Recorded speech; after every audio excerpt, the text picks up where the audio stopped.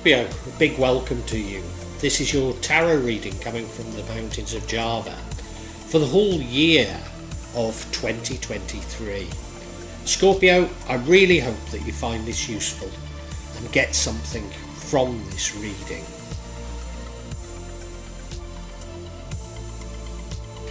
Scorpio, when I look at most of the spreads for 2023, I'm often at first somewhat alarmed because I'm interpreting them through my normal readings, which are for a month, and there's so much happening, but of course so much would happen in a year.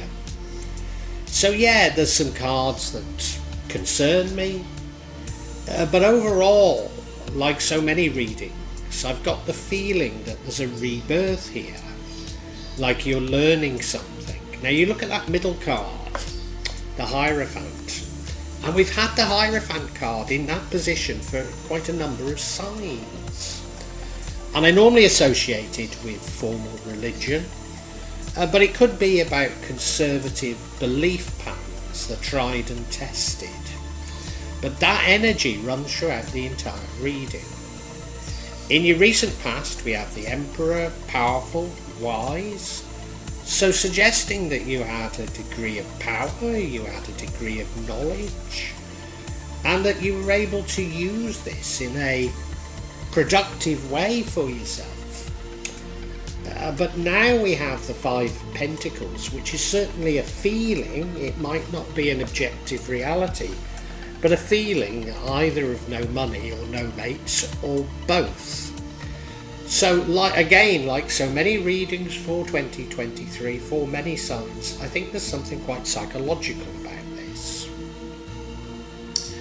In the future, we have the Seven of Swords, which is a card of deception. So it does seem like you're being deceived. I don't know if this is you actually being deceived, because as I say, it feels quite psychological. Could you be deceiving yourself? I've no idea.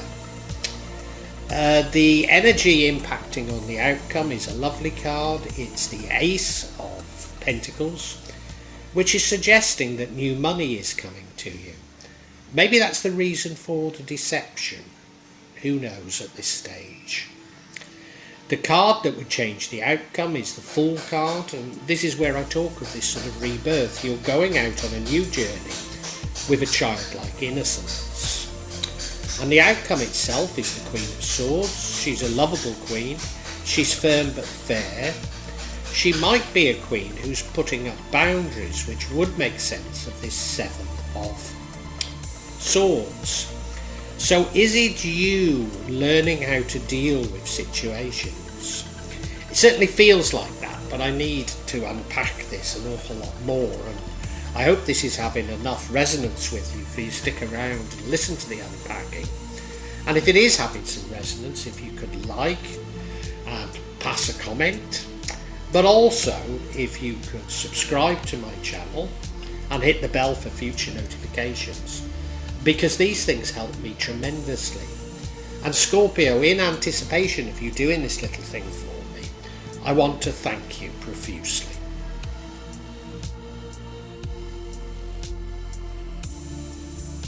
You may well be asking, why from Java?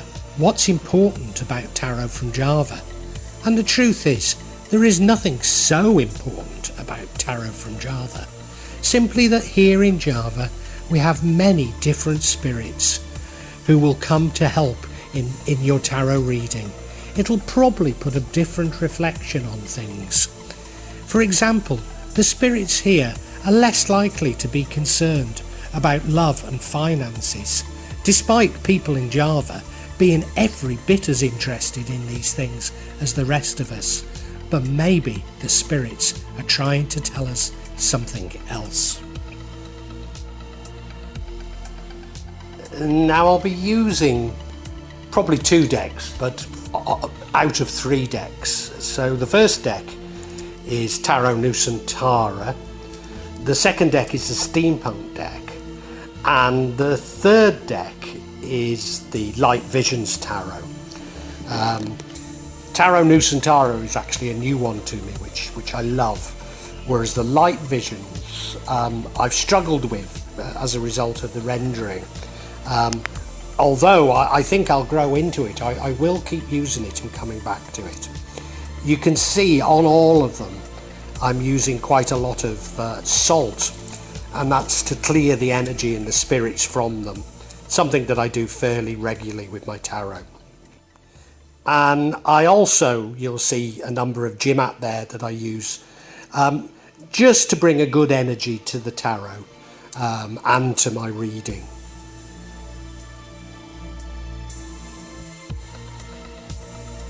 Perhaps the most important mystical object we use in Java is the kris, the curly knife that you can see that I've placed across both decks. Kris are very important for bringing the spirits to work on any object here in Java. And I call on the spirits of the mountains to assist me in shuffling the cards, in selecting the cards and interpreting them correctly for Scorpio for 2023.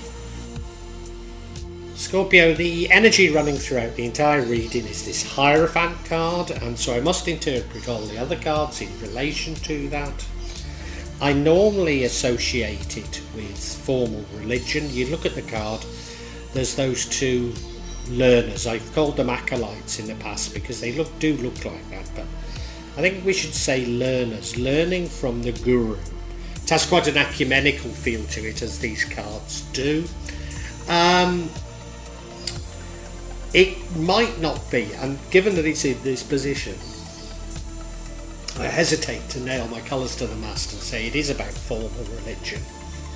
It could be about a sort of conservative, tried and tested ways of doing things. So it could be about your culture, could be about your family background, something like that. But it certainly runs throughout the entire reading, and I must be mindful of that.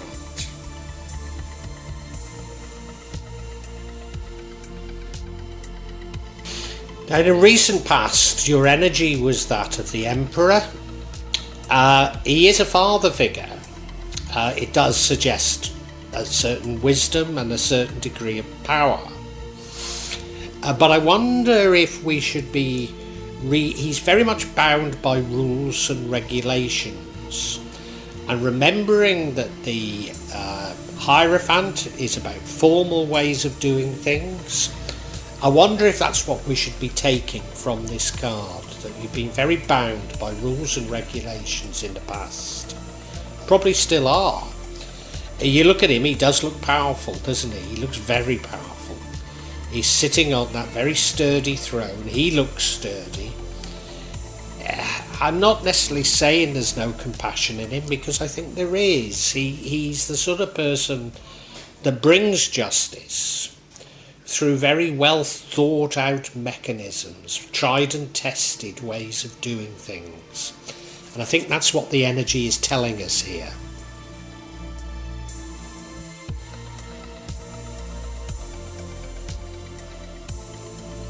Now, your current energy is the Five of Pentacles.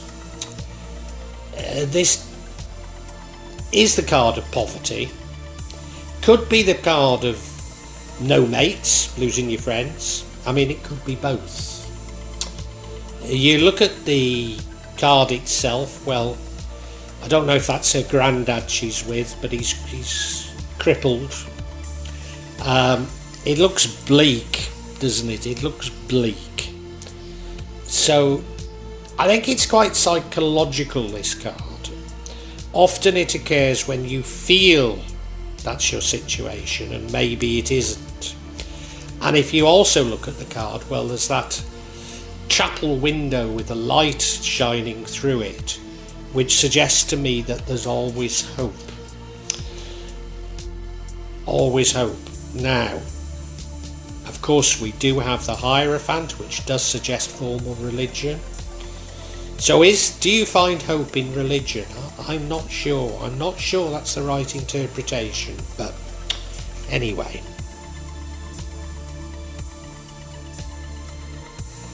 Your future energy is the Seven of Swords, card of deception. You look at the card, he's making off with 5 swords, not with 7. So it's almost as though he knows his guilt, and maybe he'll have second thoughts. Maybe he'll be caught in doing so. But what is the nature of this deception? Well, it could be about money. It could be about money.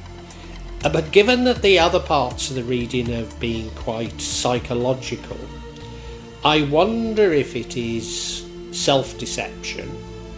And I wonder if it's self-deception. I mean, it could be just self-deception that you're not actually in poverty, you just feel you are. And it could be self-deception about religion, or self-deception about rules and regulations. I couldn't be certain on it at all. No. But an interesting card to have here.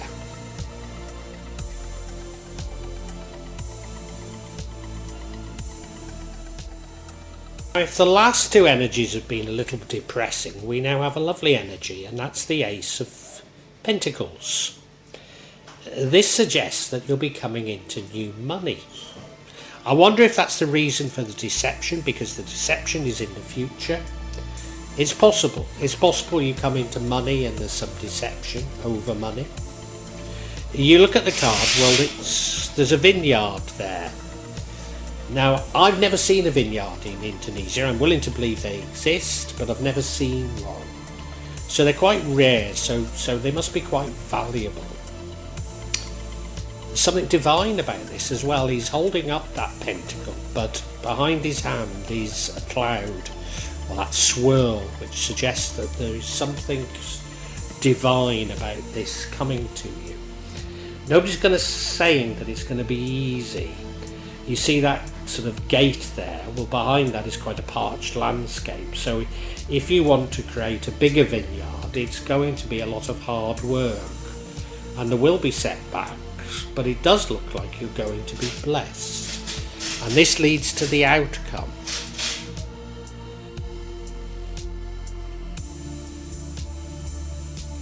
Now, the Ace of Pentacles, I believe, is about blessings. I believe it's about monetary blessings. But the card that would change the outcome is the Fool card. And this is a card almost of rebirth, or starting afresh. Starting afresh with a childlike innocence. And there are blessings because the sun's shining on him. He's going out without a care in the world, with all his belongings on his back, and his little dog is running after him, barking. Is the dog barking because he's about to step off a cliff? Maybe. With new beginnings, a bit like the vineyard, with new beginnings, nobody's saying it's going to be plain sailing, that you won't have your ups and downs. But there are blessings in it, and it is starting afresh. I don't know what with quite, but remember, we've got the religion. Maybe it's about you seeking new religion. Maybe.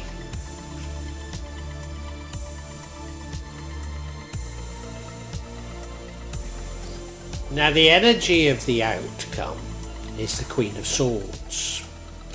She's a lovely queen. She's a lovely queen. She's a firm but fair queen. She's the sort of queen you don't mess with. You look at her, she's got that wonderful throne. She looks to be dressed beautifully. But she's holding that sword right up straight. You wouldn't mess with this queen. And it could be about you learning to put up boundaries. So this deception could be about you learning how to avoid maybe even this deception, but certainly future deceptions. You learning from it. And that new money coming in from the Ace of Pentacles might suggest you need to do it, whereas the Fool, which changes it, is you saying, oh, to hell with this, I'm going to look for something new. So that would fit, but I think we need some clarity, and I think we need clarity on what this deception is, because I have indicated it could be psychological, because this does feel like a psychological read to me.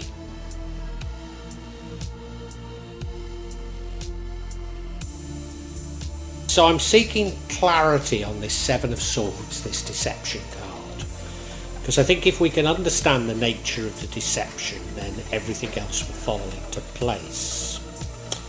The first card we have is the Six of Swords, about you moving on and dumping baggage. Now, of course, that does fit in with the Fool, which is about you starting afresh.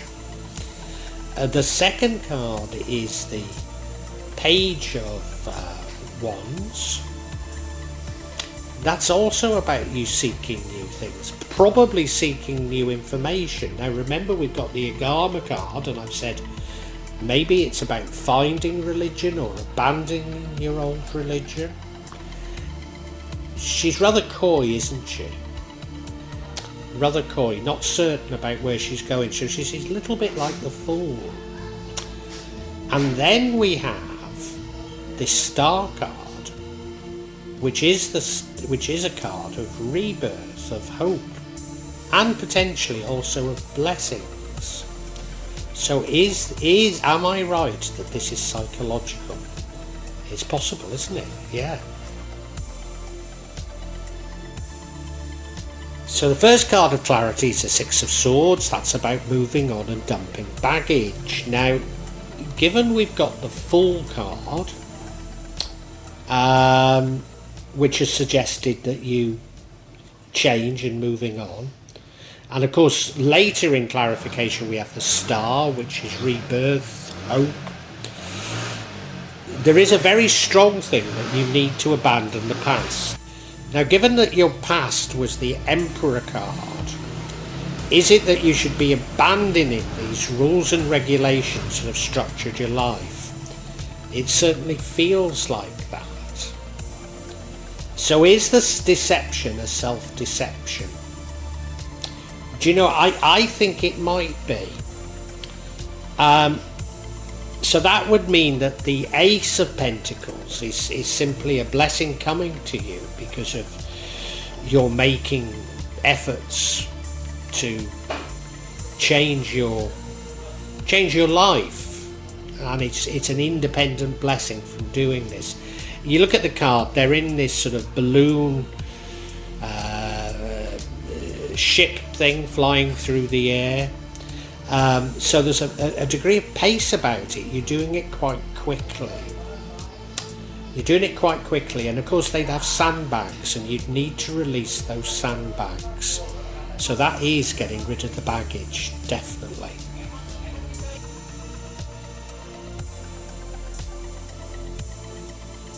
And the next card of clarity is the Page of Wands, which does make me think that this deception is a self-deception, because this is you going off and seeking probably new knowledge, new ideas, but going off and looking for something new.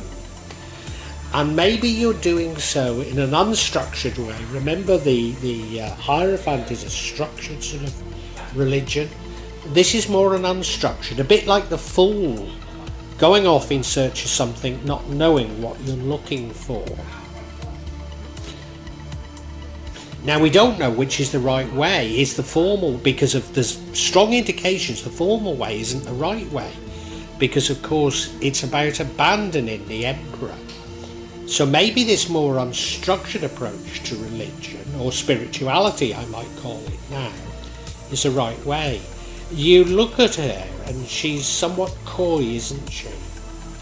She's not certain about the steps she's taking. No. But of course that lack of certainty is what's required if we're going to throw away these rigid structures.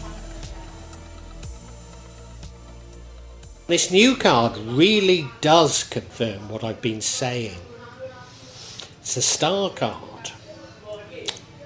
This is rebirth, hope, maybe even dreams come true. wishing on a star. You look at it, she's wishing on a star, isn't she? So the deception has been a self-deception, and I think you're being pushed towards a more spiritual approach to your life. To abandon the rules and regulations that have dominated your life until now. Oh wow, it is very psychological. It is psychological. Yeah, I think we can summarise for you now, Scorpio.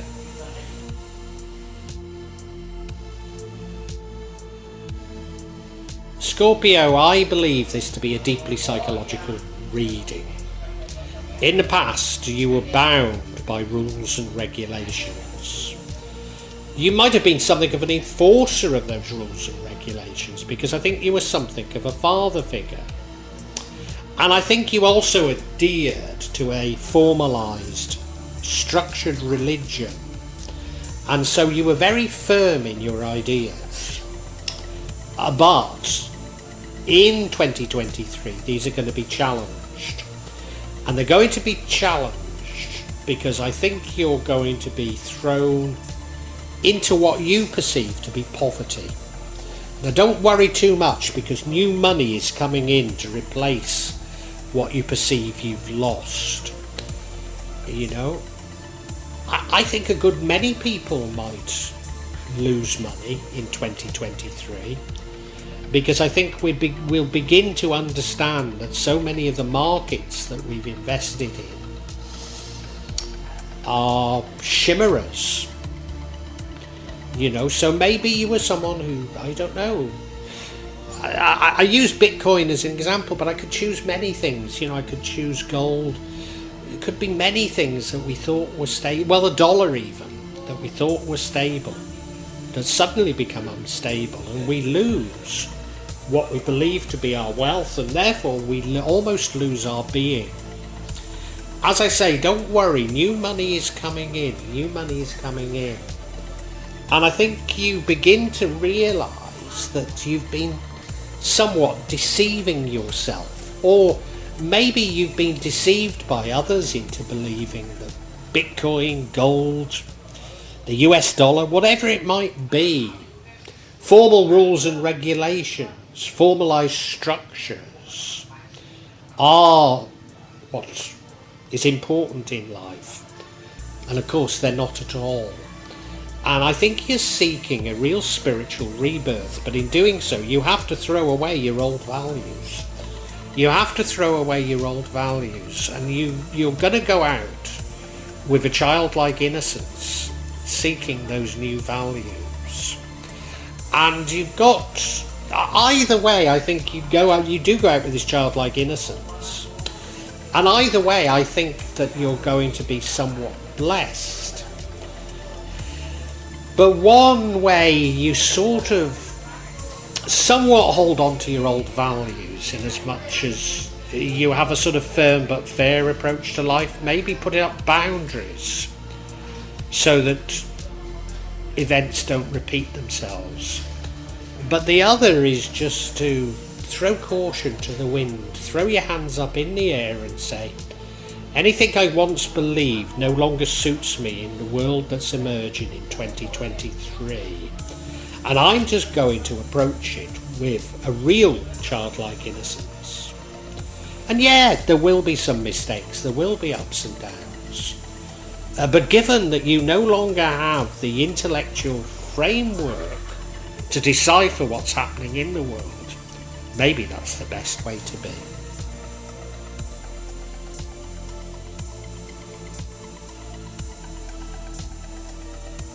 Well, I do hope you've enjoyed Tarot from Java as an addition to my channel, The Magic of Java. Please take a look at the other videos that I have on this channel about magic from Java, and I hope that you will become a subscriber.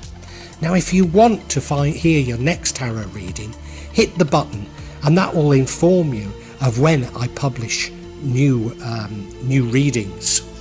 I'm certainly going to do a reading for every month, but maybe I will try them a bit more frequently, say a mid-month reading and maybe also some special readings. But above all, thank you so much for listening to me. Thank you, and enjoy Java.